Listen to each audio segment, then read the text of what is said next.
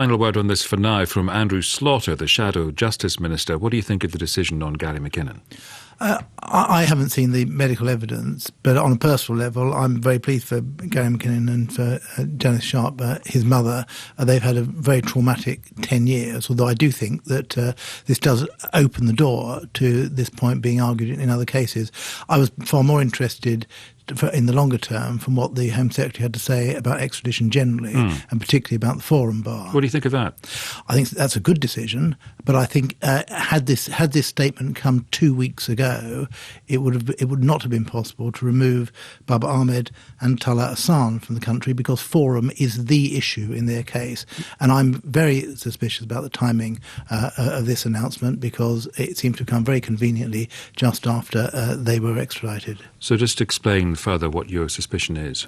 Well, the issue, as you remember, in the Babar Ahmad Talha Hassan case, they were alleged to have operated unlawful websites from the UK. The only connection with the US is that temporarily they were hosted on a server in Connecticut.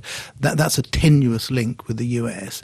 The British authorities, although Babar Ahmad was locked up for some 9 years without charge, didn't properly investigate and showed no interest in charging. Had a forum bar been in operation, it would have been a matter which the British courts would have considered. Had this announcement been made 2 weeks ago, I think a court would have said, well, it's a clear intention. The law's already there, it just has to be implemented, that this comes into operation, and that should have been addressed before any extradition took place. And I think that is, to say the least, very shoddy practice. On whose part? Who did what and for what reason? Well, I can't read the mind of the, what's your suspicion? Of the Home Secretary.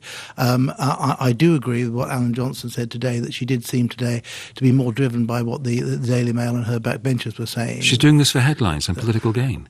It does look, particularly following yesterday's statement and the anti-EU rhetoric that's coming out as well now. There's a lot of populism going on the Tory benches now. But the serious issue here, and I have many hundreds of my constituents, hundreds of thousands of people across the country have campaigned for years for Babar Ahmad and Talha Hassan to be tried in this country. That would now be possible.